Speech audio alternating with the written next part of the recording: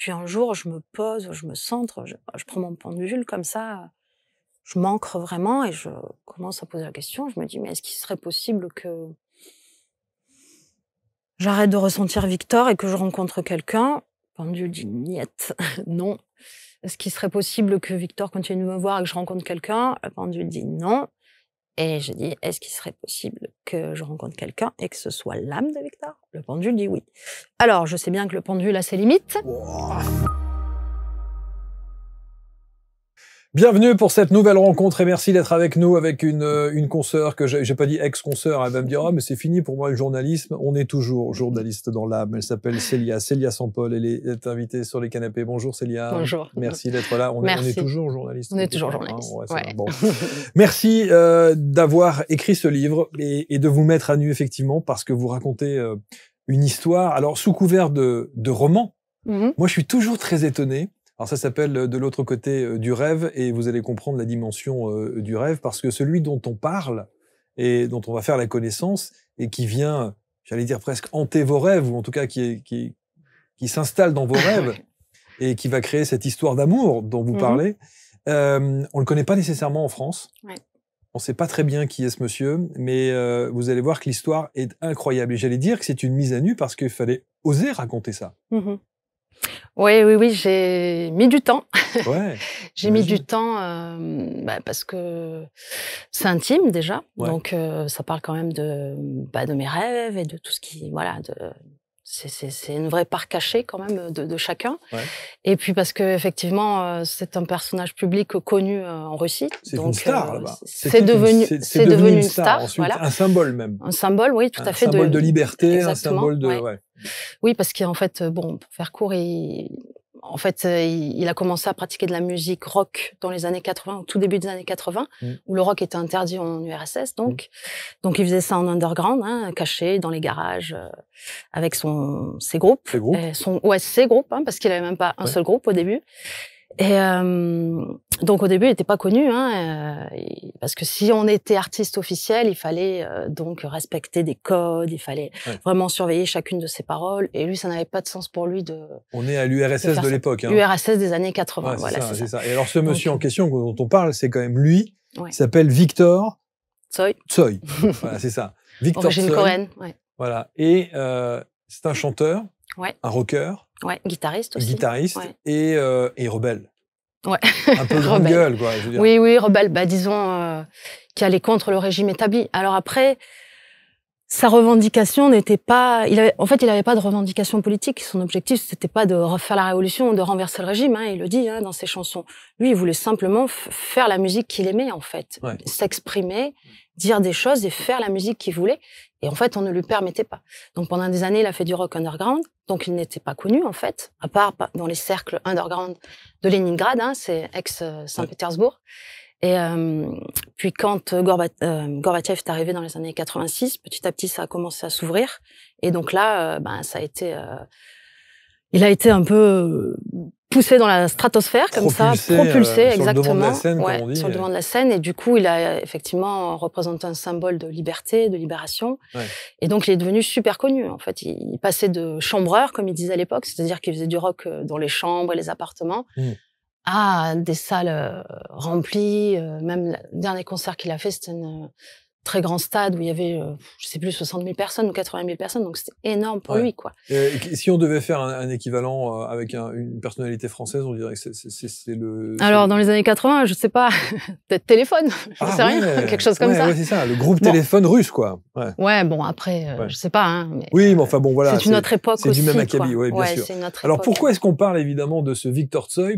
D'abord, est-ce que vous le connaissiez avant qu'il ne se passe tout ce qui se passe dans vos rêves? Alors, en fait, je le connais via mon ex-mari, qui est d'origine russe, né au Kazakhstan, donc qui a des liens quand même avec Victor aussi. Il n'a pas de lien direct avec Victor, mais mon ex-mari est russe, né au Kazakhstan. Je l'ai rencontré aux États-Unis, donc il y a plusieurs années en arrière. Et je reviendrai sur le Kazakhstan après, je vous dirai pourquoi. Et donc, quand j'ai rencontré mon ex-mari, on s'est mis ensemble. Donc, j'étais aux États-Unis à l'époque, journaliste pour l'AFP. Et donc, très vite, il m'a parlé du groupe Kino et de Victor Tsoi et d'autres groupes russes. Mais bon, voilà, lui, il était de ces années-là où Kino jouait. Mais il était plus petit, il est né en 1980, mon ex-mari. Bon, voilà, Kino était déjà, voilà, ils étaient déjà connus. Et donc, il me parle de ce groupe et tout de suite, moi, j'ai tout de suite accroché, voilà. Donc, j'apprenais le russe à l'époque. Donc, j'ai commencé à apprendre à détailler les chansons, lire les paroles. Donc, le groupe me plaisait vraiment, le personnage. Ça vous parlait, en tout cas. Ça me parlait, ça résonnait en moi. Ouais. Mais bon, j'y pensais pas plus que ça, vous voyez, j'étais pas en mode bon. Ouais, c'est pas pas groupie ni fan. Non, pas groupie ni fan. Vous appréciez la musique et la personnalité. La personnalité. Ouais. Disons qu'en fait, à chaque fois que j'écoutais cette musique, ça me faisait du bien. Ok. Voilà.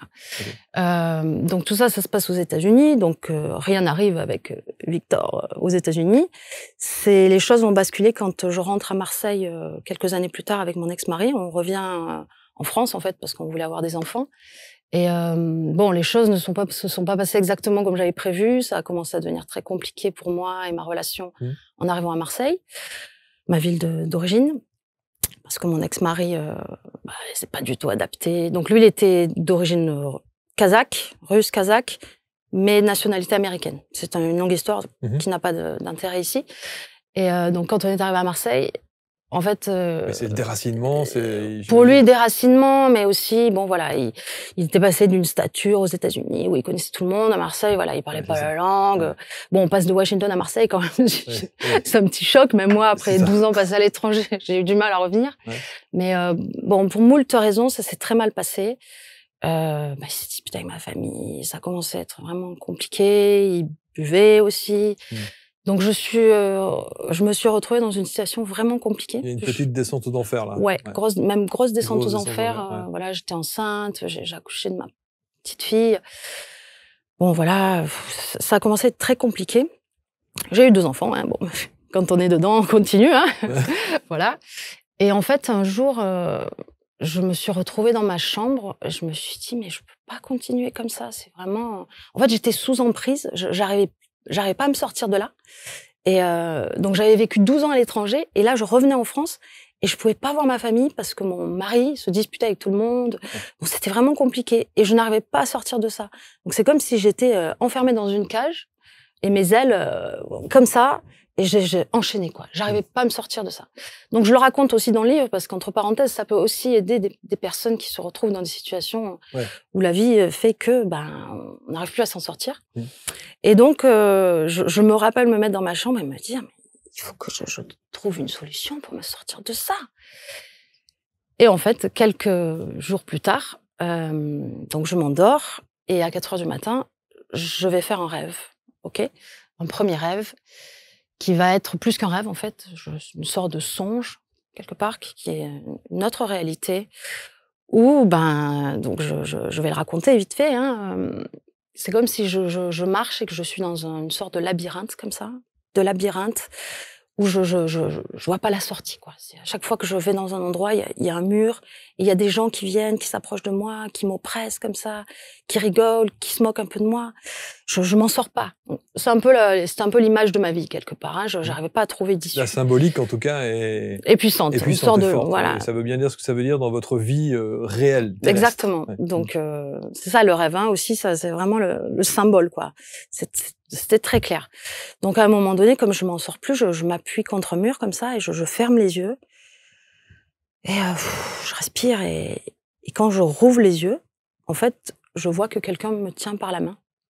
Donc je vois une main dans ma main et je lève les yeux et là je vois Victor. Chers amis, je vous rappelle qu'on se retrouve dès le mois de janvier 2025 pour l'IMM, Immersion Méditative Médiumnique. Et au cours de quelques dates exceptionnelles, j'aurai l'occasion de vous emmener dans un état modifié de conscience. Vous serez accompagné par ma voix et je vous guiderai pour atteindre un point bien particulier, au cours duquel vous allez peut-être pouvoir contacter votre guide, recevoir des réponses à des questions de vie importantes, mais également vous mettre en relation avec un proche qui est parti dans l'autre monde. Certaines ou certains d'entre vous pourraient également faire l'expérience de vie antérieure, d'aller visiter d'autres dimensions. Et dans tous les cas, cette expérience immersive est sécurisée dans une salle dédiée où nous ferons, j'en suis sûr, de très belles expériences ensemble. Aussi, je vous retrouve ce mois de janvier. N'hésitez pas à regarder les liens qui vous sont proposés pour me rejoindre et je vous dis donc à très bientôt. Bye bye. Lui. Alors, oui. À l'époque, superstar, on l'a dit, enfin, il deviendra une superstar parce qu'il va perdre la vie. Oui, alors c'est vrai qu'il faut qu'on le précise parce que les auditeurs ne le savent peut-être pas. Il perd la vie dans un accident de voiture. 1990. En 1990, il meurt après, je crois qu'il était en plein enregistrement d'ailleurs d'un album, et puis où il y avait un concert, il devait rentrer, etc. Et on peut même voir d'ailleurs la route c'était en Lettonie, sur laquelle il s'est abîmé avec sa voiture, et donc il meurt dans cet accident de voiture, qui sera d'ailleurs assez polémique, hein, cet accident. On ne sait pas si... Comme il avait un petit côté rebelle un petit peu et qu'il y avait une sorte de mouvement comme ça. L'artiste rebelle, trop de... L'artiste rebelle, est-ce qu'on l'aurait pas... Bon, bref. En tout cas, il perd la vie. Ah ouais, à 28 ans, donc 1990, il meurt sur le coup dans un accident de voiture et effectivement, ça crée de la polémique. Et du coup, le fait de mourir comme ça, en plein sommet de sa gloire, ça a créé la légende aussi. Exactement. En ex-URSS. C'est ça qui a fait aussi, qui a décuplé son succès, je dirais. Ouais. En plus du personnage que les gens aimaient, parce que ce qu'il avait, Victor, c'est que même quand il est devenu très connu, il est resté très simple, très humble, très proche du peuple. Il continuait de garder son travail de chauffagiste, comme on disait. Donc, et ça, les gens aimaient, appréciaient beaucoup ce côté authentique et naturel. Et voilà, il s'est pas d'un coup pris pour la grande star, à changer de... Voilà. Bon, en tout cas, il meurt. Mais il meurt. Dans cet accident de voiture. Il meurt. Et lorsque vous êtes à Marseille, et que vous faites ce rêve, il est déjà décédé. Ah oui, bien sûr. Quand je fais ce rêve, c'est en 2019. Donc, ça fait très longtemps qu'il est décédé. Les gens en parlent encore en Russie, mais les nouvelles générations, c'est un peu has-been. Oui, c'est ça. Ouais. Voilà. Mais pour les générations de cette époque, c'est encore un mythe. Alors, quand vous faites ce rêve, et au petit matin... Alors, non, juste qu'on explique. Je continue. Voilà, on est là. Donc, on revient, il me tend la main. Donc, je le vois. Et dans mon rêve, alors il faut savoir que c'est un rêve lucide, c'est-à-dire que c'est pas vraiment un rêve en fait, c'est une sorte, je dirais que c'est une expérience hors du corps, parce que quand j'y suis, j'ai pas l'impression de rêver, j'ai l'impression que c'est réel. Même si quand je vois Victor, je me dis mais c'est pas possible, je le connais mais il me connaît pas. C'est ce que je me dis dans mon rêve, je me dis mais il me connaît pas. Et en fait il me prend la main et donc quand il me prend la main, je sens vraiment le contact de sa main, c'est-à-dire la pression, c'est quelque chose où je me dis, mais il me prend vraiment la main, quoi. Et donc, il me sourit, et donc je sens son énergie bienveillante. Donc, il me sort rapidement de ce labyrinthe. Et il est comme ce que l'on voit là, comme ça, habillé c'est ça, très simple, habillé un peu en noir, comme ça.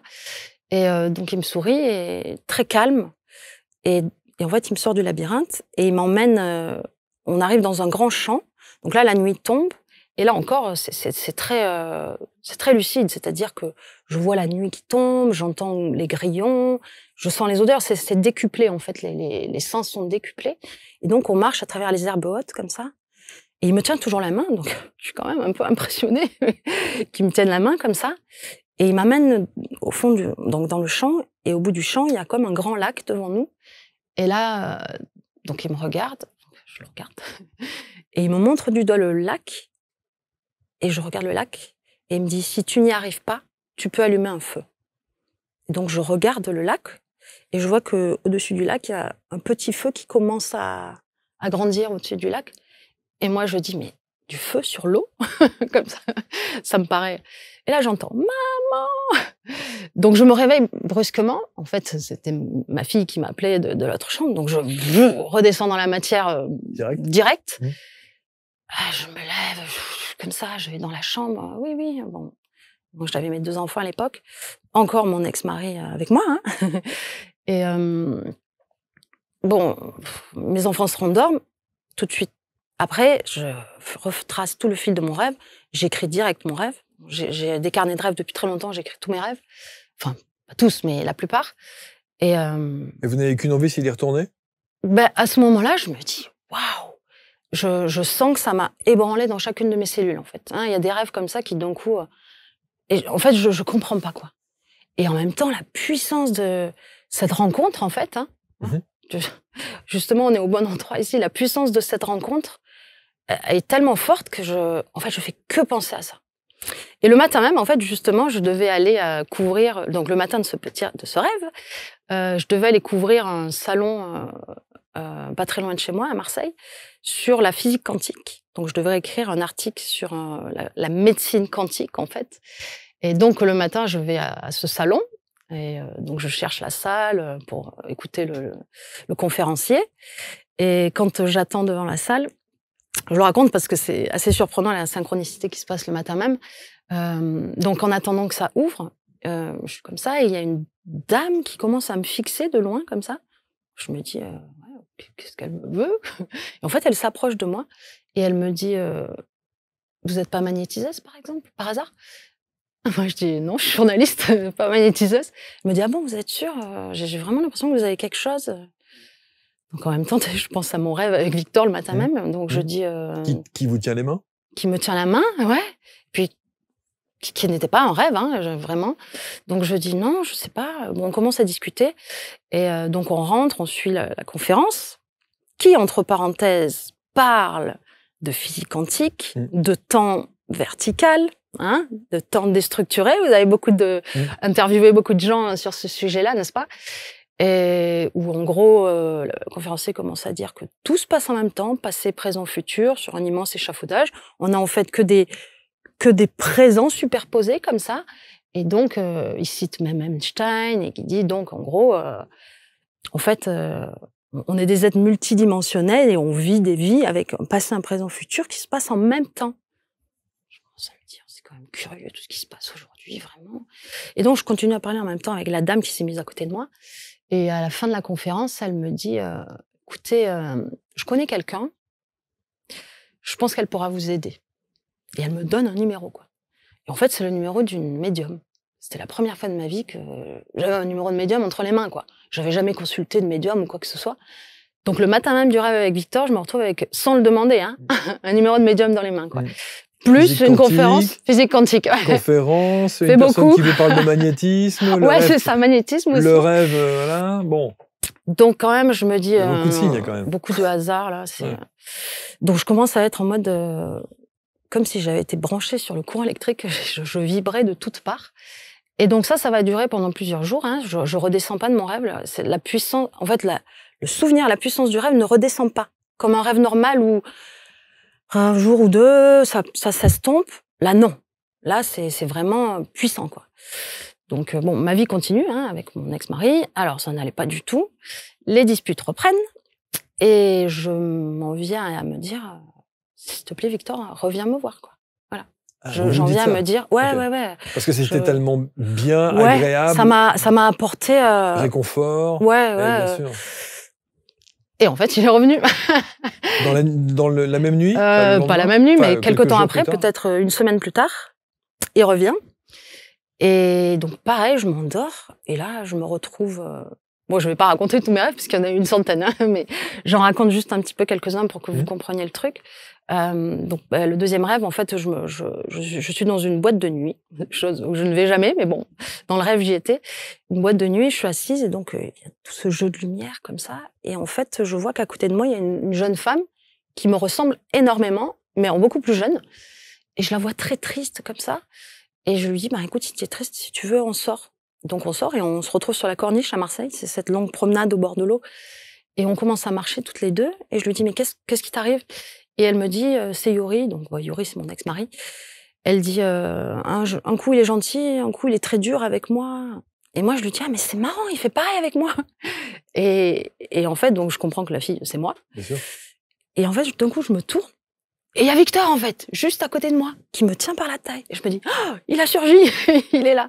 Et donc, cette fois-ci, il me tient pas par la main, mais il me tient par la taille, comme ça. Bon. Et la jeune fille a disparu. Et donc, on va marcher tout le long de la Corniche, comme ça.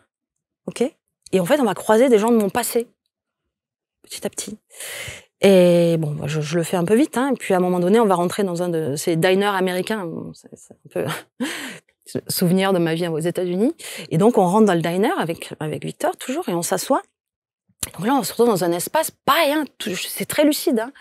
Et donc, il y a des gens qui mangent comme ça, mais c'est comme hors temps. Il y a une horloge, mais il n'y a pas d'aiguille, c'est bizarre. Et il est à côté de moi, très proche, et en fait, il me dit quelque chose à l'oreille en russe. Donc, j'entends juste les dernières phrases en russe. Puis là, d'un coup, il y a un monsieur qui rentre, genre un monsieur qui représente un peu l'autorité avec une cravate comme ça. Il arrive, il me regarde et il me dit « Vous resterez pas ensemble tous les deux longtemps. Vous resterez pas longtemps ensemble tous les deux. » Et donc Victor, ça l'énerve. Il se lève et il dit à l'homme de partir, en fait. Puis après, il revient vers moi et là, je me réveille, en fait. Après ça, je me dis « Ok. » Il est revenu. Et pareil, en fait, le truc, c'est que quand il était près de moi, je sentais vraiment son énergie, quoi. Voilà.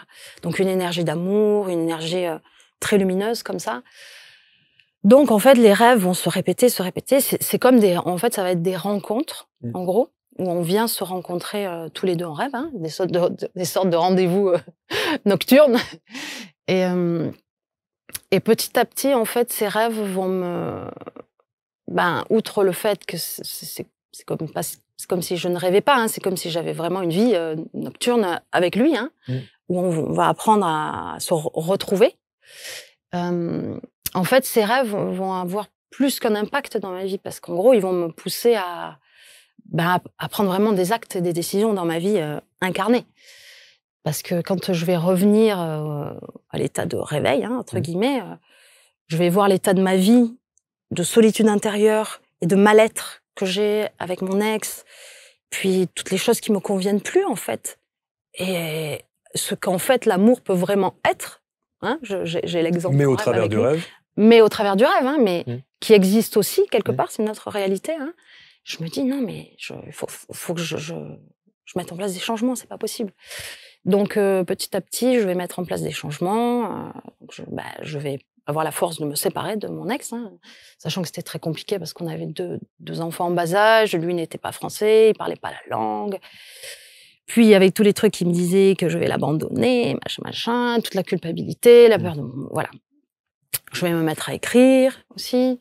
Je vais me mettre à petit remettre sur un autre chemin que le journalisme. Bon voilà. Mais ce qui est marrant, c'est que ces rêves vont aussi développer d'autres capacités. Hein. Mais je reviendrai sur ça après. Ce qui est important, c'est que en fait, pendant très longtemps, j'ai cru que j'étais quand même un petit peu barge, hein parce que en fait, il est connu, quoi. Voilà. C'était ça le problème. Alors, ce qui est étonnant, c'est que vous pensez et vous imaginez devenir barge parce qu'il est connu, et non pas parce que vous ressentez des choses au travers d'un rêve. Ouais. Ça pourrait être le rêve qui vous conditionne en disant « mais t'es ma pauvre fille, t'es en train de pas perdre les pédales, quoi ».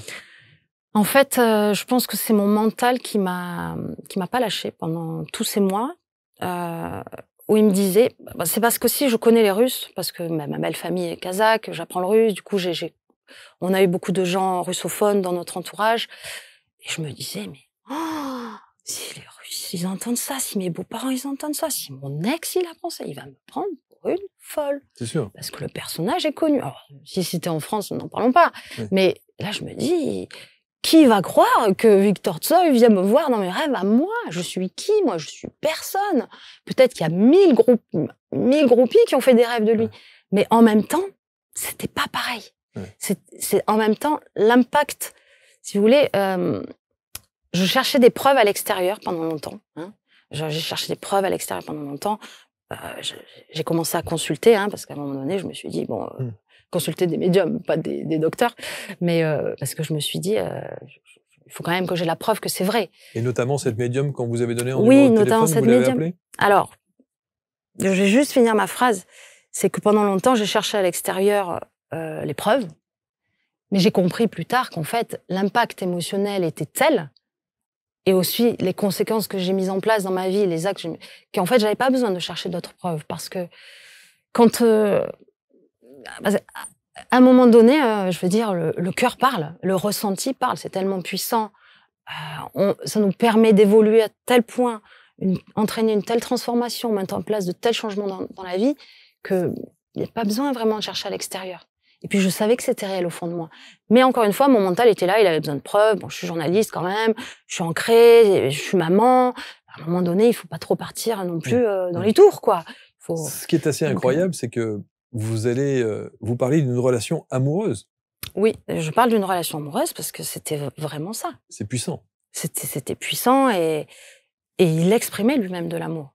Alors, le truc, c'est que ça a commencé par les rêves. Voilà, la porte d'entrée a été le rêve. Et donc, je vais expliquer ce qui s'est passé par la suite. Donc, pour répondre à votre question d'avant, oui, j'ai commencé à... En fait, au début, je voulais pas voir de médium. Notamment le numéro en question, là, je l'ai gardé pendant longtemps. Je me suis dit... En fait, j'avais peur. J'avais peur d'aller la voir, qu'elle fasse contact avec les défunts et qu'elle me dise « Non, en fait, je vous explique, il n'y a pas de Victor. C'est pas vrai. Tout ça, c'est...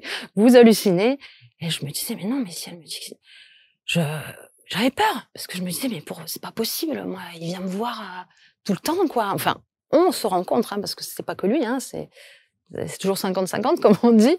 Hein, on se rencontre en rêve. J'avais peur qu'elle me dise « Il y a rien. » Donc, bon, je suis quand même allée la voir. Et donc, elle a pas fait contact avec les défunts, mais elle m'a dit, oui, vous avez un lien avec cette âme. C'est une forme de guide, il est là pour vous protéger, pour vous accompagner. Bon, elle me dit tout ça, ça me convainc pas trop. Je suis un peu en mode, ok, bon. Mais encore. Et en fait, ça va se passer à mon insu. Voilà, la preuve va arriver, enfin la preuve. Ça va arriver à mon insu. En fait, un jour, donc ça faisait quelque temps que j'avais plus de rêves avec lui, parce que j'avais commencé à trop douter. Et quand je doutais trop, à un moment donné, les rêves, ils commençaient à plus trop venir. C'est comme les médiums, hein, quand ils commencent à douter, à un moment donné, ça vient plus. Et donc, je vais à un salon des arts divinatoires à Marseille. Et oui, bah, quand on cherche des réponses, on va dans ce genre de lieu.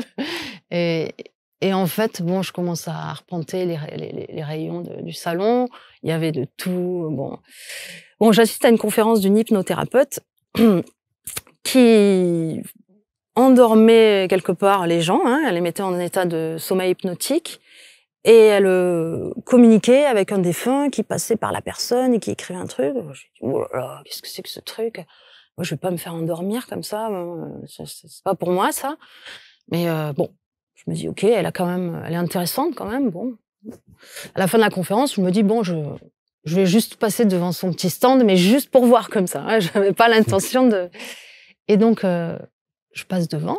Et c'est les petits stands comme ça qu'elles ont toutes, hein, parce qu'elles font des consultations à l'intérieur. Je passe devant, et en fait, au moment où je passe devant, elle ouvre le rideau. Ok, donc je me dis, oh, comme si j'étais d'un coup, c'est là. Et elle me dit, oui. Je dis, elle me dit, vous voulez une consultation? J'ai dit, bah, c'est-à-dire que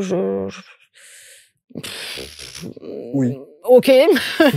Et donc, je rentre, mais elle m'a pas poussé la main. C'était tellement, bon, j'ai dit, bon, bah, oui. Et donc là, je rentre et elle me dit, ok, question pour votre défunt. Ah, je dis, non, mais je suis pas du tout prête. J'ai pas de questions. Elle me regarde, elle me dit, pourquoi vous êtes là?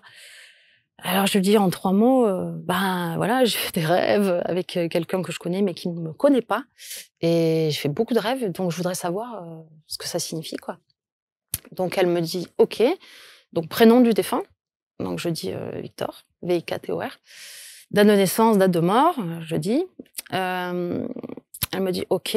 Donc, elle se concentre. Donc, elle a juste ça, hein, prénom, date de naissance, date de mort. Elle se met comme ça, et elle me dit d'un coup... Il est mort d'une mort violente, non? Je dis oui. Elle me dit, il y a une notion de guerre. Il a fait la guerre. Alors, il faut savoir que j'avais, quelque temps auparavant, j'ai une amie tarologue avec qui on avait un peu regardé son parcours de vie, son chemin de vie à Victor. C'est d'ailleurs cette amie tarologue qui m'a pas poussé, mais qui m'a dit que je devrais écrire un livre, hein, que je portais un livre en moi, et que Victor me poussait aussi à ça, hein, dans les cartes qu'on avait tirées. Et on avait vu que dans son chemin d'âme, c'est un guerrier. Okay, il fait partie de la famille des guerriers. Pacifiste, mais guerrier. Et effectivement, dans tout son parcours, bon, ben voilà. Hein. Donc elle me dit, une notion de guerre, c'est un guerrier, il a fait la guerre. J'ai dit oui. Elle me dit, c'est bon, je l'ai, il est là. Alors là, j'ai littéralement fondu sur ma chaise, en fait. Elle me dit, je le ressens, il est derrière moi.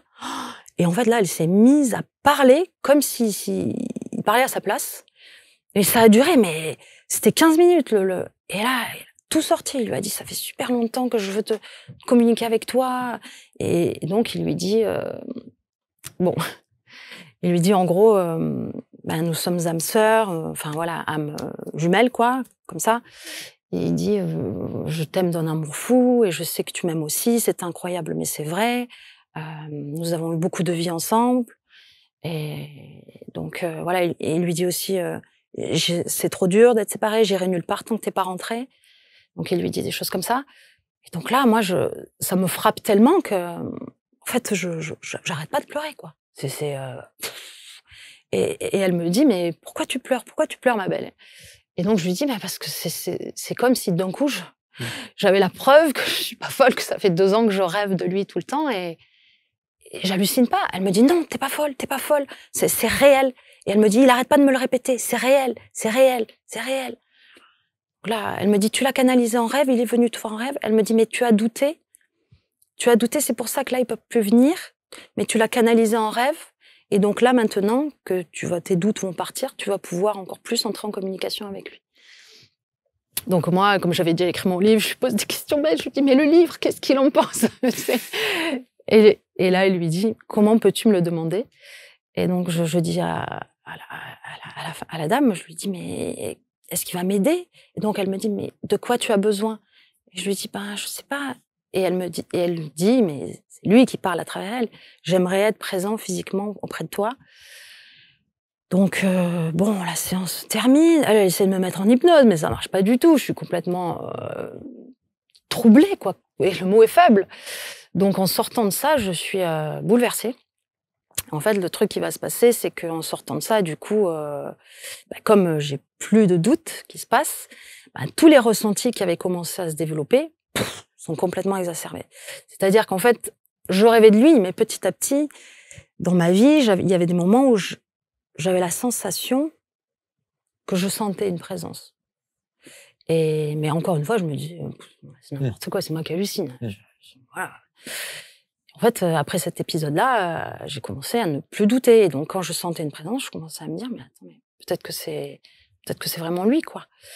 Donc, les choses ont continué comme ça. Et malgré tout, j'ai quand même le mental qui est revenu. Voilà.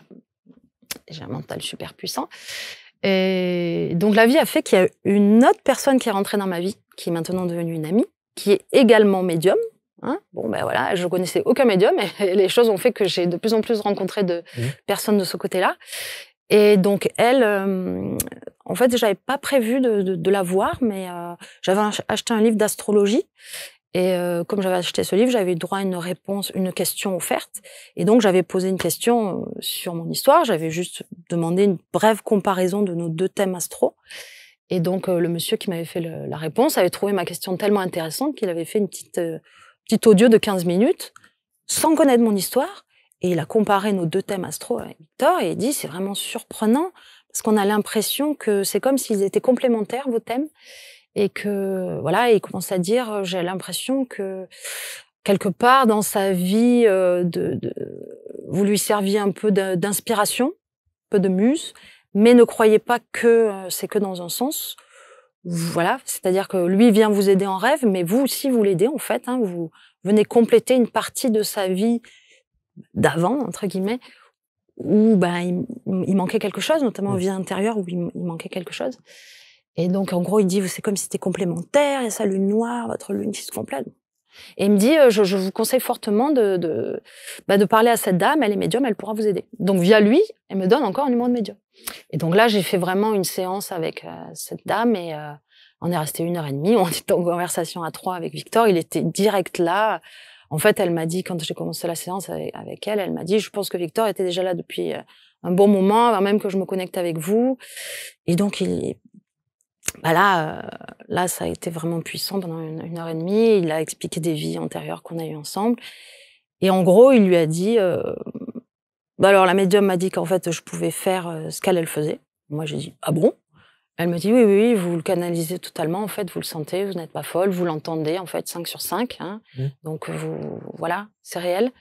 Et donc, elle m'a redit des choses que l'ancienne m'avait dites. Donc, c'était curieux. Et là, Victor lui dit, en gros, ce qui lui ferait le plus plaisir dans son cœur, ce serait que, quelque part, on soit en couple à travers les dimensions. Donc, quand elle m'a dit... Vous le dites toujours avec un peu d'hésitation, si on sent qu'il y a une retenue quand même dans ce que vous dites. Parce que ça vous semble encore non, pas pour moi. Hallucinant aujourd'hui? Pas pour moi, parce qu'après, j'ai vécu tellement de choses où c'était tellement réel que j'ai pas de la retenue. J'ai de la retenue parce que les gens ne sont peut-être pas tout à fait prêts à entendre ce genre de choses. Vous voyez ce que je veux dire? Ici, oui. Ici, oui, c'est bien pour ça que je viens chez vous. Merci d'ailleurs de me laisser cet espace. Merci à vous. Et donc, couple à travers les dimensions. Donc, au début, j'ai pas compris ce qu'elle me disait. J'ai dit, mais attends, j'entends bien ce que j'entends, mais en même temps, j'étais super contente parce que moi, je ne voulais qu'une chose, être avec lui, en fait. Et ce qui s'est passé, c'est que du coup, tous mes ressentis ont été décuplés. J'ai commencé à l'entendre 5 sur 5, à totalement entendre tout ce qu'il me disait, à le voir dans ma vision intérieure. Donc, ça a été un processus, petit à petit. Au plus on se fait confiance, au plus ça vient. Donc, je pouvais voir, en fait, où il se trouvait, dans quelle position il était. Puis, on partageait des moments. Et puis aussi, c'est physique aussi. Oui. C'est de l'amour énergétique, comme ça, qui est vraiment réel, avec une ouverture de cœur, comme je n'avais jamais ressenti non plus. Wow. Donc, c'était tout un chemin initiatique, parce que je ne m'attendais pas à ça dans ma vie. Et donc... Ça vient quand même, d'abord, bouleverser votre ébranler vie. toute la vie, ouais. Et puis, en même temps, casser les codes de tout ce qu'on a dû vous inculquer pendant toutes ces années. Et ensuite, alors là, vous le décrivez, évidemment, et vous l'expliquez dans votre livre, sous la forme d'un roman. Oui, c'est... Ouais. Étonnant, d'ailleurs. Pourquoi pas l'assumer alors, jusqu'au bout? Fiction, non, mais vous savez pourquoi? Fiction, je préfère laisser... comme on casse les codes, vous l'avez bien dit, c'est une sorte d'amour, pas d'ailleurs, mais d'amour du futur, je dirais. C'est une sorte d'amour autre, qui peut être un peu interprété comme controversé. Alors, ça va bien avec le personnage de Victor et avec mon personnage aussi, quelque part. Mais on va dire que j'en ai fait une fiction parce que comme ça, je pousse personne à croire, ok?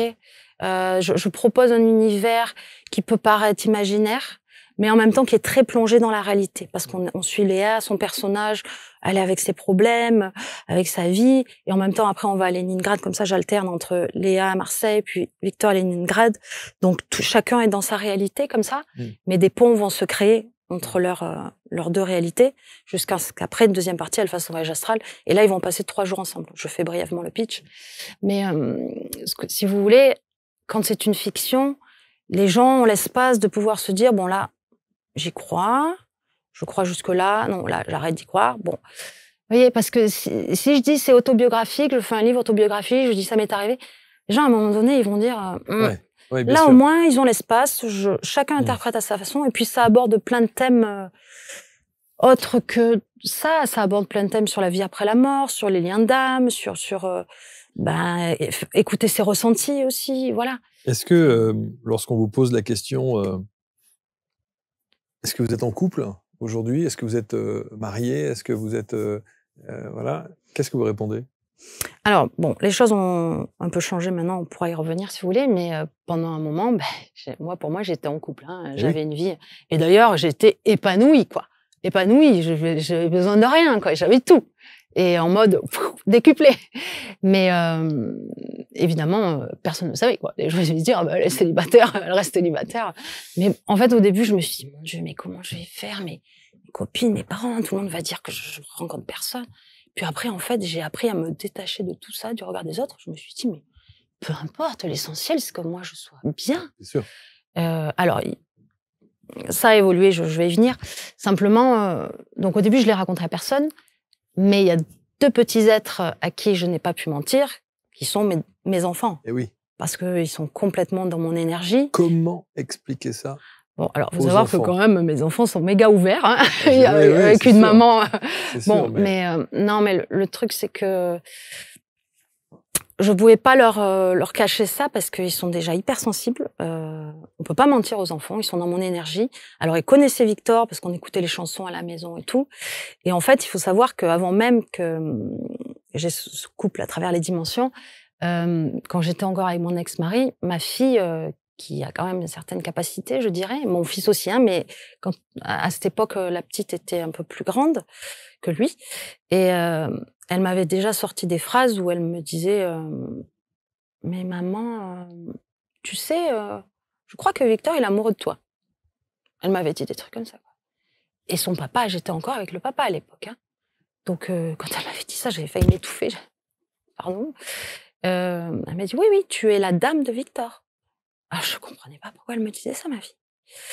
Donc, les petites adoraient sa musique. Bon, voilà. Et un jour, je leur ai expliqué, je leur ai dit, écoutez, vous savez, en fait, maman, elle fait beaucoup de rêves avec Victor. Et Victor, son âme, je leur avais déjà parlé de l'âme, hein, de la mort, que voilà, quand moi je partirai, mon âme, elle viendra encore les voir, je serai là avec eux.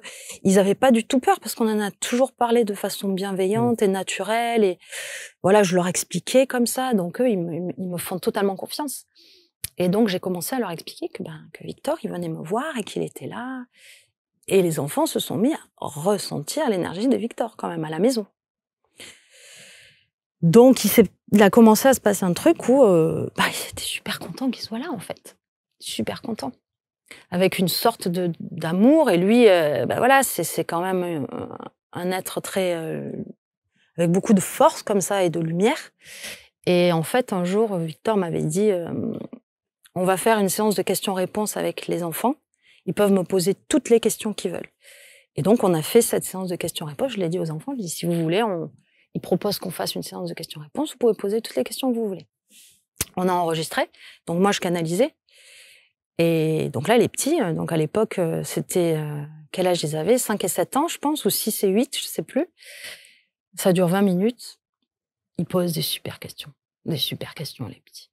Genre des questions... Si on avait mis des adultes, ils n'auraient pas posé de si bonnes questions. Bon, déjà, au début, ils ont posé des questions sur sa mort.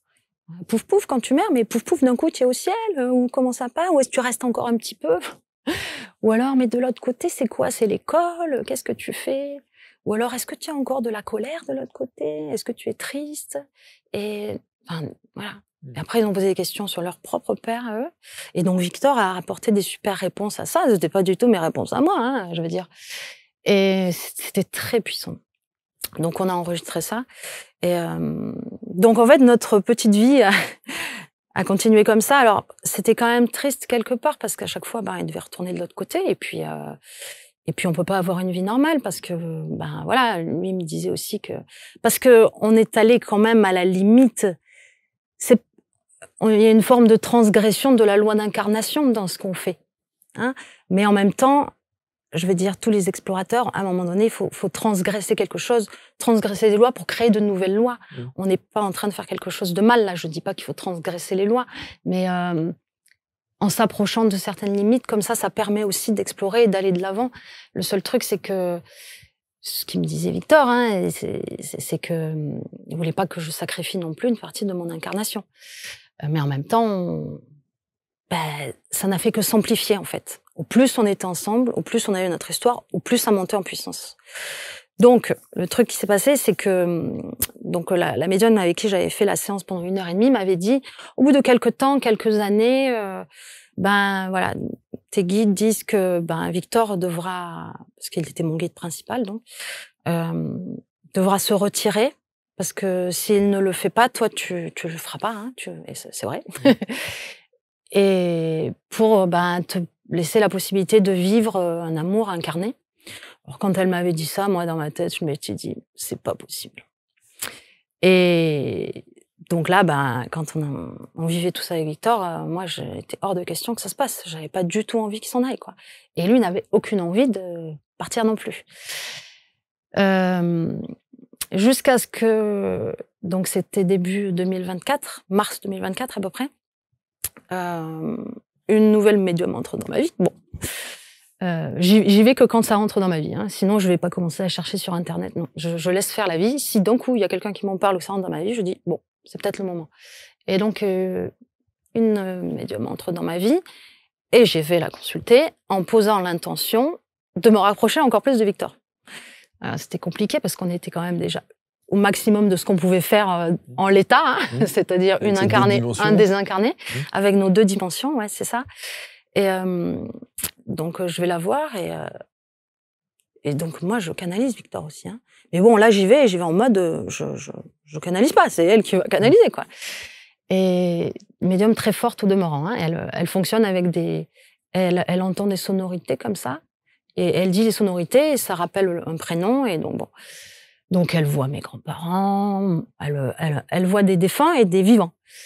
Mon ex-mari, Patrick, mon formateur en soins énergétiques, et d'un coup, alors c'est marrant parce que quand elle voit elle prononce le son du prénom de mon ex-mari, elle fait Puis d'un coup, elle fait hic, j'ai un hic. Et là, elle sourit. Je fais hic, ça peut être au milieu d'un prénom. Et elle me dit, bah oui, bien sûr. Et donc je dis Victor, elle me dit oui, Victor, oui, oui. Et elle commence à parler de lui, mais comme s'il était vivant en fait. Donc elle le sent tellement qu'elle croit qu'il est vivant. Donc au bout d'un moment, j'essaie de lui dire, de la couper, et je lui dis mais faut quand même que je vous dise un truc. Et elle me dit non, ne m'interrompez pas. Donc je lui dis non, mais il faut vraiment que je vous dise un truc là. Et elle me dit quoi? Je lui dis Victor est décédé. Voilà, je le canalise et on a une sorte de... Il est d'abord venu me voir en rêve, et puis maintenant, il est là avec moi. Elle me dit, c'est pas possible. Mais comment je l'ai pas vu? C'est pas possible. Et elle revoit les cartes, elle dit, mais oui, amour en silence, la bénédiction, l'amour, l'étoile. Elle dit, mais oui. Elle me dit, mon Dieu. Et donc, elle est comme ça. Puis après, elle fait, mais attendez. Il va vous envoyer quelqu'un, Victor. Il va se retirer, il va vous envoyer quelqu'un. Et là, je me dis, ça y est, ça recommence. Elle me dit, elle aussi, qu'il va se retirer, qu'il va m'envoyer quelqu'un. Enfin, pour moi, ça fait pas de sens, parce qu'on est tellement... Fusionnel. Et puis, on a vécu tout ça, je veux dire, pendant des années. Ça commence par le rêve. Je fais tout ça dans ma vie. Combien de temps ça dure? Depuis 2019. Donc, ouais. Ça fait du 6 ans, quoi. J'ai écrit un livre. Enfin, j'ai eu, quoi. Il y a des transformations réelles dans la vie. C'est pas juste... j'ai fait 3 rêves, quoi. C'est réel. Et puis un bouleversement total au niveau physique, enfin à tous les plans de mon être en fait. Hein. Et je dis non mais c'est pas possible. Je commence à être vraiment triste. Elle me dit mais oui, votre amour est impossible. Vous pouvez pas. Vous dites que vous êtes heureuse, mais quand même c'est pas possible de vivre une incarnation comme ça. Vous êtes jeune, vous pouvez vous remettre avec quelqu'un. Et Victor le veut aussi. Je dis mais il sera heureux lui. Elle me dit mais oui, il sera heureux. Et en même temps, j'entends, dans mon oreille intérieure, j'entends non. Okay? Parce qu'en fait, je savais que Victor était là, sur ma gauche. Et je lui dis, mais attendez, vous canalisez Victor, là? Qu'est-ce qu'il vous dit exactement? C'est lui qui vous dit qu'il va partir et que... Elle me dit, attendez. Là, il me dit, si je peux venir dans ce monde réel, je viendrai. Et là, elle le dit d'un coup, comme ça, en tapant sur la table. En fait, quand elle me dit ça, j'ai ressenti là... Là, j'ai vraiment ressenti l'énergie de Victor, quoi. Je me suis dit, ouais, là, il est vraiment en train de parler à travers elle. Et donc, il lui dit, si je peux venir dans ce monde réel, je le ferai. Donc, bon, la séance se poursuit. Elle continue de me dire que va falloir que ça cesse, tout ça. À un moment donné, la canalisation va s'arrêter, etc. Bon, je sors de cette séance un peu en pleurs, un peu démoralisée, comme ça. Je me dis... ils me disent tous que ça doit s'arrêter. Et quelque part, au fond de moi, je me disais, je peux pas rester non plus toute ma vie comme ça, quoi. Et donc, je prends la voiture, je rentre chez moi, et je suis déprimée. Pendant une journée, je fais rien, je suis en mode déprimée, je réponds à personne, machin. Et le lendemain, ça va un peu mieux.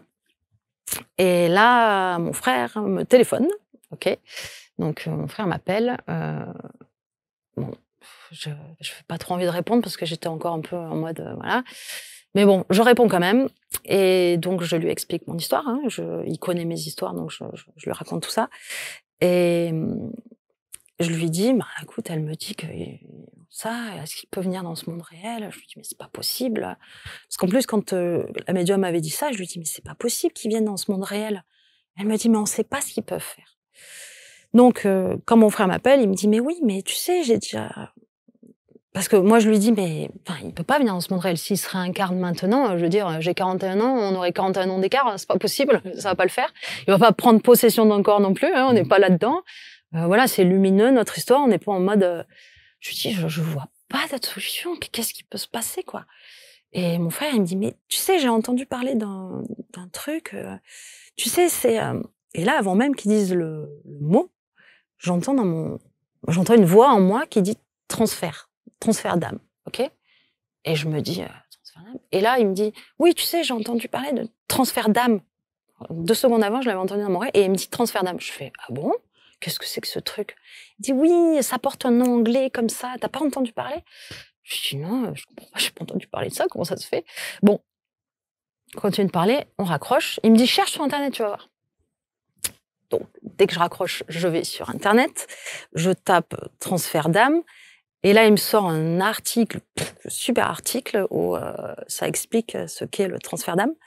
Et quand je regarde à la fin de l'article, je vois que l'article a été écrit le 11 avril, qui est la date anniversaire de mon frère. Hein, donc, petit clin d'œil de l'univers pour me dire, en gros, t'es sur la bonne piste.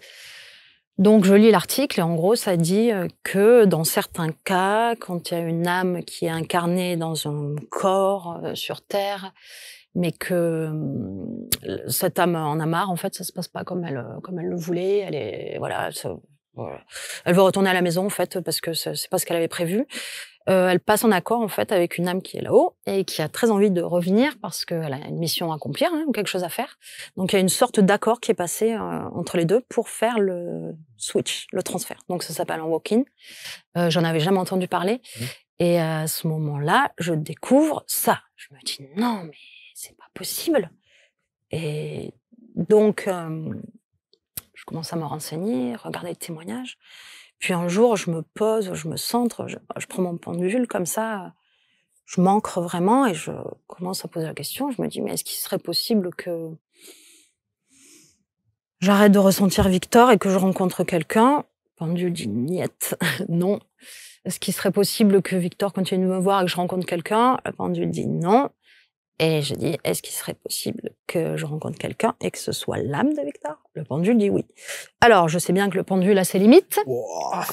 Je sais bien que le pendule a ses limites, que les gens vont me dire, oui, mais tu peux faire dire ce que tu veux, ton pendule. Oui, je suis d'accord avec vous. En tout cas, après ça, Victor est revenu me voir, on a commencé à en discuter, et il me dit, ça serait comme mettre, donc qu'est-ce qu'il a utilisé comme comparaison? Des habits déjà utilisés, en fait. Et donc, je savais pas que ça existait. Et j'ai commencé à me renseigner. Et en fait, il y a beaucoup de témoignages qui montrent que ça existe. Et en fait, c'est souvent... vous en avez jamais entendu parler? Non. Ça me surprend. Non, j'ai pas entendu ça, parler de ça. Par exemple, lors d'un coma ou d'un choc traumatique, il y a un switch des âmes qui se fait. Et c'est pour ça que des fois, il y a des gens qui se réveillent d'un coma, par exemple, d'un choc émotionnel, et les gens disent, mais c'est plus du tout la même personne. Il a plus les mêmes goûts vestimentaires, il a plus les mêmes goûts alimentaires. Oui, même il ne reconnaît pas sa famille, il ne reconnaît pas les membres de... Oui, alors, il peut récupérer la mémoire du corps, hein, mais donc quand même reconnaître la famille, mais par contre, n'être plus du tout la même personne. Et souvent, devenir beaucoup plus spirituel qu'avant. Bon, spirituel entre guillemets, hein, mais avec une vraie mission et quelque chose de relancer, redonner une chance à ce corps, en fait. Donc tout ça passe par évidemment un gros bouleversement pour la personne en question. Donc en fait, je pense que c'est ce qui s'est passé. Après, je suis allée consulter et j'ai eu 3 témoignages de personnes qui m'ont confirmé ça. Mais bon, bien sûr, on ne peut jamais avoir de preuves dans ce domaine-là. Hein. Sûr. Voilà. Vous avez rencontré quelqu'un? J'ai pas rencontré encore quelqu'un, mais en fait, donc du coup, Victor m'a dit que il y a eu un moment donné, c'était en mars dernier, on s'est dit au revoir, hein, parce qu'il m'a dit qu'en gros, il allait faire ça, tenter cette aventure-là pour nous. Et donc, ça a été super dur au début parce que du coup, je le sentais plus, quoi. Et c'était très compliqué. Et donc, mais en même temps, il y a quand même toujours une partie de mon âme qui est en contact avec son âme parce que dans nos cas-là, c'est ce que m'ont dit. Moi, je savais même pas ça, qu'apparemment, c'est des flammes, c'est 2 âmes en une. Donc, c'est pour ça que je suis si proche de lui. Et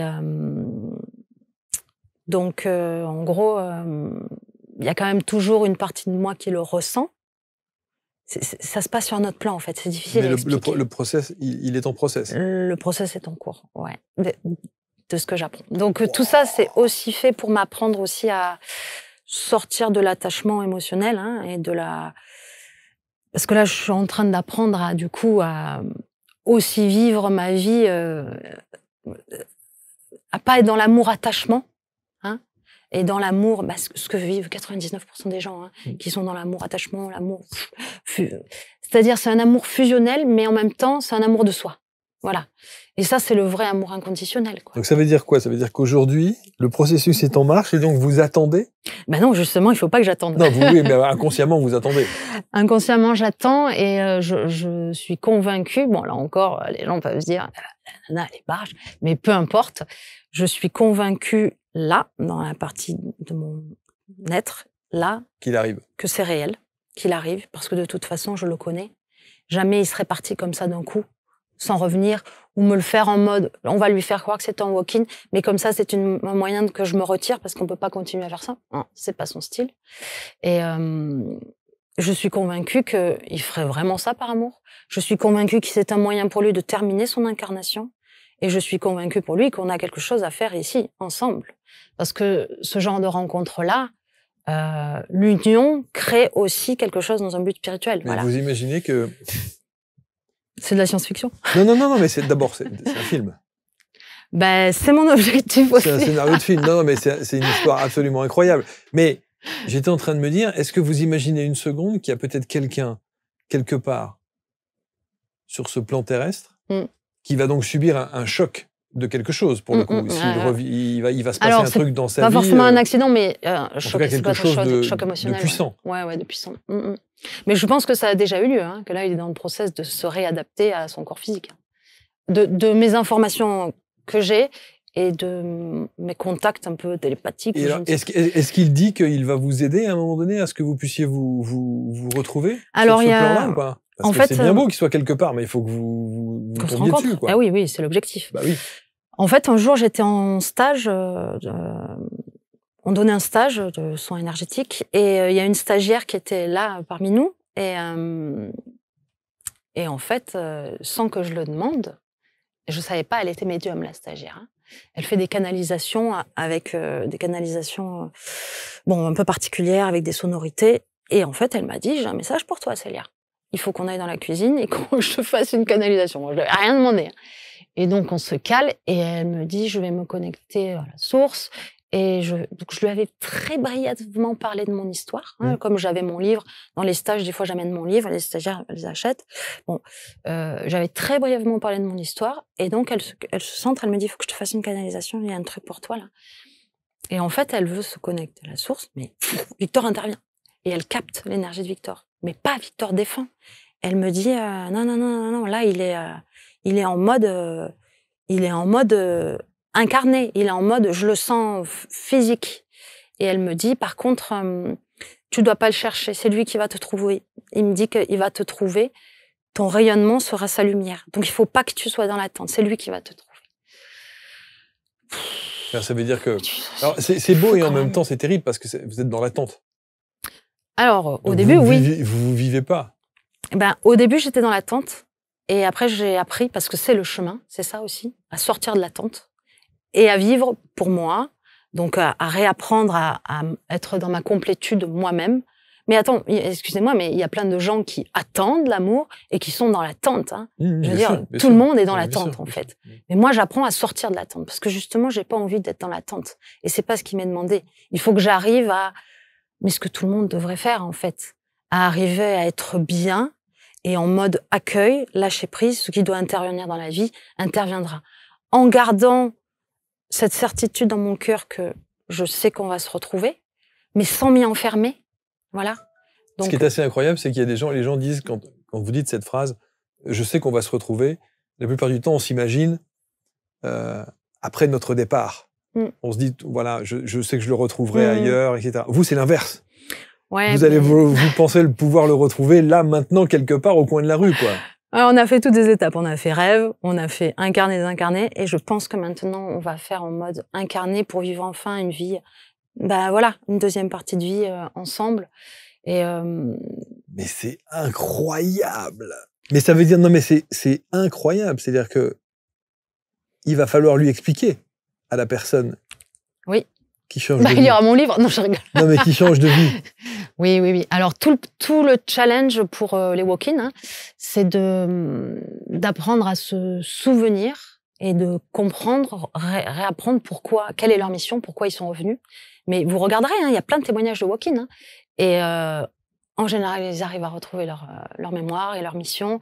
Et puis, de toute façon, je laisse notre amour faire les choses. Oui, bien sûr. Et puis, la façon que j'aurai de lui expliquer petit à petit. Mais ça peut rendre fou, ça. C'est-à-dire qu'on peut... Cette espèce d'attente-là, qui est vous savez, en tout cas, vous, dans votre fort intérieur, dans votre âme, dans votre ressenti, dans votre amour, vous savez qu'il est quelque part, mais vous êtes obligé d'attendre. Mais pour moi, c'est pas une forme d'attente, parce que en même temps, c'est créatif. Ok. En même temps, je crée ma vie pendant ce temps-là. En même temps, je crée moi-même ce que je veux. Mais est-ce que vous refusez de tomber amoureuse là? Ah non, je me refuse rien du tout. Je lâche prise. Je m'en remets vraiment à la vie. Voilà. C'est comme si il y avait des grosses mains comme ça, et moi je suis au milieu et je dis ok. Maintenant, avec tout ce qui m'est arrivé, tout ce qui est arrivé. Alors, je sais que c'est sur des plans, c'est pas quelque chose de matériel comme ça, mais c'est pas parce que c'est pas matériel que ça n'existe pas. Hein. C'est d'autres plans de conscience mais pour moi, ça a tellement été réel, l'impact a tellement été réel que je suis sûre que ça va survenir, en fait. Donc, oui, si je rencontre quelqu'un, je rencontre quelqu'un, mais ce sera lui ou pas. Mais moi, mais vous vous rendez compte, de manière rationnelle, si vous rencontrez quelqu'un, on est obligé d'être rationnel sur ce plan. Oui, bien sûr. Donc quand vous allez rencontrer quelqu'un, inévitablement vous allez être dans l'analyse. C'est lui, c'est pas lui. Alors, je pense que immédiatement, énergétiquement, je saurai si c'est lui ou pas. Voilà. Donc, mais là déjà, vous êtes trop dans le mental. Moi, je suis sortie de tout ça maintenant. Non, mais d'accord, mais l'histoire est belle, donc c'est un scénario de film. Pour en revenir sur ça, sur le côté film, parce que du coup, en attendant, je passe pas ma vie comme ça à attendre Victor. Bien sûr. Non, je fais quand même plein de trucs. Bien sûr. Donc, en attendant, en fait, le truc, c'est que Victor, quand il est en 1989, donc 1 an avant sa mort, il a tourné un film. Ouais, il a tourné un film avec le réalisateur kazakh Rachid Nougmanov. Oui, j'ai vu. Igla, voilà. D'ailleurs, qui dit que c'est un très bon acteur. Alors qu'il n'était pas acteur, mais Rachid l'a aimé parce qu'il est naturel, quoi, c'est ça, authentique. Très naturel, j'ai vu. Et donc, moi, j'ai toujours je me suis toujours dit, j'aimerais vraiment rencontrer Monsieur Nougmanov pour lui proposer mon scénario, parce que il a connu Victor, et Victor voulait faire qu'un film avec lui. Et en plus, Rachid Nougmanov est au Kazakhstan. Moi, j'ai toute ma belle famille au Kazakhstan. Je suis allée plusieurs fois là-bas. Donc, j'ai un lien avec le Kazakhstan très fort. Et Monsieur Nougmanov est marié à une Française. Il vit à Tours. Donc là, dernièrement, il était à la Cinémathèque de Tours en janvier. Et donc, j'ai appelé la Cinémathèque et ils m'ont mis en contact avec Monsieur Nougmanov, qui a pris mes coordonnées. Et je souhaiterais lui proposer de faire un film du livre. Oh, quelle folie. Donc, ça serait vraiment boucler la boucle. Donc, alors, juste un mot sur cette histoire de Walking. C'est que s'il revenait incarné donc dans le corps d'un autre, est-ce qu'il aurait les mêmes talents qu'il avait à l'époque? Non, pas nécessairement. Il va pas se mettre à chanter, faire de la guitare et faire du kino. Non, pas du tout. Non. Après, il y a une sorte d'étude je pense qu'ils ont de l'autre côté, parce que ça se fait avec les guides, et il n'est pas tout seul à choisir dans ce process-là. Je pense qu'il a choisi quelqu'un qui lui correspond quand même. Voilà. Mais non, mais c'est le grand mystère de la vie. Moi, je trouve ça. C'est une folie. Je trouve ça. Non, mais c'est une histoire incroyable. C'est juste une histoire dingue. Et je vais vous dire, on en a eu des tas d'histoires ici avec des choses hallucinantes. On est dans le top 3 là des histoires incroyables. Mais c'est tellement beau qu'on a envie d'y croire. C'est tellement beau qu'on l'espère même. Et c'est tellement beau que faut qu'il se magne un peu quand même, Victor. Hein, et ce qui serait incroyable, c'est que vous nous teniez au courant.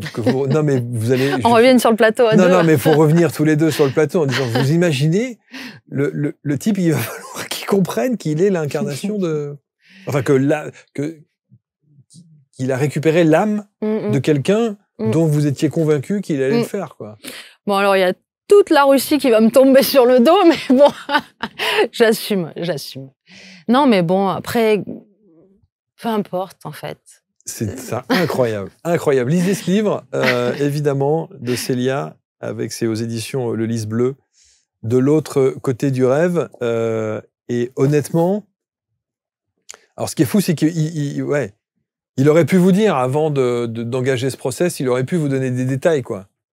En disant, j'ai choisi peut-être le... Alors, en fait, le truc, c'est que je pense que, en fait, c'est comme plusieurs futurs possibles existent en même temps, n'est-ce pas, hein, vous en avez peut-être interviewé de ces gens-là qui parlent des différents futurs possibles.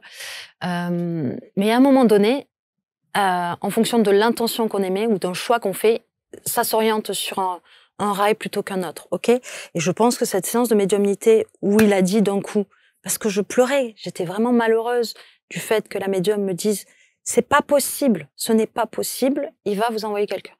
Ça m'a tellement... C'est comme si j'avais eu un choc émotionnel à ce moment-là. Et je me suis dit, mais moi, je peux pas vivre comme ça. Et là, je pense qu'il a fait son choix, lui, même de l'autre côté. Hein. Ils font des choix aussi, les défunts. Hein. Les âmes désincarnées font des choix aussi. Il a fait son choix, il a dit, si je peux venir dans ce monde réel, je le ferai. Cette phrase m'a choquée, m'a marquée. Donc là, il a fait son choix. Ça veut pas dire que c'était déjà prévu en avance, cette histoire. Tous les scénarios sont potentiellement prévus en avance. Mais c'était pas celui qui n'avait prévu. Mais voilà. Et vous êtes sincère avec le détachement dont vous parlez par rapport à ça? Vous trouvez que je parle avec détachement? Non. Vous dites, j'accueille la vie telle que... Vous êtes sincère quand vous dites ça? Alors au début, ce détachement-là. Non, c'est pas un détachement. Au début, j'étais pas du tout comme ça. J'étais en mode, oh, quand est-ce qu'il arrive? Non, au début, je pensais qu'il allait arriver tout de suite. En fait, non. Voilà. Mais maintenant, ça m'a fait faire du travail sur moi-même. Donc tout ça, c'est bien. Ça m'a fait faire du travail sur moi-même, sur justement être dans l'attente, mais même pas d'une relation, quoi, en fait, quelque part. Parce que quand on est tout le temps en attente d'une relation, c'est pas comme ça qu'on va attirer soit l'amour, hein, c'est l'inverse. Hein. On vibre le manque, etc. Bon, tout le monde a entendu parler de tout ça. Et du coup, j'apprends à m'aimer moi. Donc c'est tout un travail à apprendre à voir aussi toutes les faiblesses, les manques, où est-ce le bas blesse, justement. Est-ce que c'était pas pour ça le process, justement, cette histoire? De toute façon, c'est aussi un chemin... n'est pas faite pour que vous soyez justement dans ce travail intérieur, parce que vous le dites, effectivement, que vous pensiez que tout se faisait depuis l'extérieur, alors qu'en fait, le vrai travail se fait de l'intérieur. De toute façon, toujours. Bien sûr, bien sûr. Donc, au final, bien sûr que c'était aussi un travail d'amour, et c'est encore un travail d'amour de moi d'abord, évidemment. Mais je pense que de toute façon, pour que la rencontre se fasse avec lui, à ce niveau-là de deux âmes, avec un tel lien d'âme, il faut déjà que les deux soient arrivés à se compléter l'un et l'autre tout seuls, pour que justement, quand la rencontre se fasse, nous soyons prêts. Parce que si on est là dans l'attente et qu'on pense que l'autre va venir combler tous nos manques, on retombe dans les relations de base que la plupart des gens ont et qui sont... Voilà. Je pense que là, ça sera... Donc vous attendez sans attendre. Ouais, c'est comme font les Asiatiques, le wu-wei. De l'autre côté du rêve, qu'est-ce que tu fous, Victor? Donc là, à l'heure d'aujourd'hui où on enregistre, là, on est en janvier 2025. Ouais. Non, parce que c'est important de mettre une date là-dessus. Janvier 2025, vous le ressentez encore? Vous l'avez encore en rêve ou pas? Alors, je l'ai eu dernièrement. Ouais, je l'ai eu dernièrement. Il y a eu des moments où je le ressentais. En fait, on se ressentait. Donc ça, c'est une forme de télépathie. Je sais pas exactement comment ça marche, mais je le ressens. Et on est ensemble. Et là, je l'ai eu en rêve dernièrement. Et ça faisait 6 mois que j'avais pas rêvé de lui, vraiment. Et on s'est vus, quoi. C'est comme si on était tous les deux rentrés dans le rêve de l'autre, quoi. C'était surprenant. Et en fait, très vite, il est venu. Pareil, j'ai senti sa peau. C'était comme si je le touchais, quoi. Et bon, voilà, c'était super bien. Hein. Mais bon, bah, en fait, c'est marrant parce que la veille, je m'étais dit quand même, je m'étais dit, parce que quand même, le mental, parfois, revient, hein, voilà, le détachement de tout à l'heure, le mental, parfois, revient, et donc, la veille, je m'étais dit, bon, bah, est-ce qu'il faut peut-être que j'arrête totalement d'y croire, hein. Donc, je m'étais quand même dit ça par moments, ça arrive, bon. Et je m'étais dit, envoyez-moi un signe, je sais pas, quelque chose pour me dire, non, continue d'y croire, ou, non, franchement, arrête total, je veux dire, c'est bon maintenant, hein, on arrête. Et ben, ce soir même, je fais un rêve avec lui, et quand je me suis réveillée, j'ai dit, ok, je continue. Continue. Incroyable. L'amour à travers des dimensions, de l'autre côté du rêve, c'est aux éditions du Lys Bleu. Je vous souhaite évidemment d'avoir la réponse. Ouais, merci. Je me le souhaite aussi. Bah ouais, bien sûr. Et qu'il y ait une suite à tout ça, qu'il y ait une évolution et que je sais pas si les gens ont remarqué. Je trouve qu'il a une tête de Bruce Lee. Ouais, bah, il adorait Bruce Lee d'ailleurs. Hein, on dirait Bruce Lee un peu de l'époque, mais c'est assez incroyable. Ouais, de savoir qu'il y a peut-être une histoire comme ça qui se trame quelque part. Après, ce qui est marrant, c'est que aussi, ce que ça m'a appris, si je peux me permettre d'enchaîner un peu, c'est que tout ça m'a appris beaucoup, y compris avec le rêve. En fait, ça m'a permis de développer d'autres capacités, parce que du coup,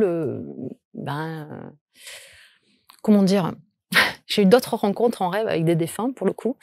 Donc, j'ai compris que j'avais quelque chose avec le rêve, que des défunts pouvaient venir communiquer avec moi à travers ça. Donc, j'ai eu beaucoup de gens qui sont venus me voir en rêve. Bon, on peut vous consulter. On peut vous consulter pour le coup. Alors non, je fais pas de la consultation rêve. Non. Mais par contre, du coup, des soins. Ouais, voilà.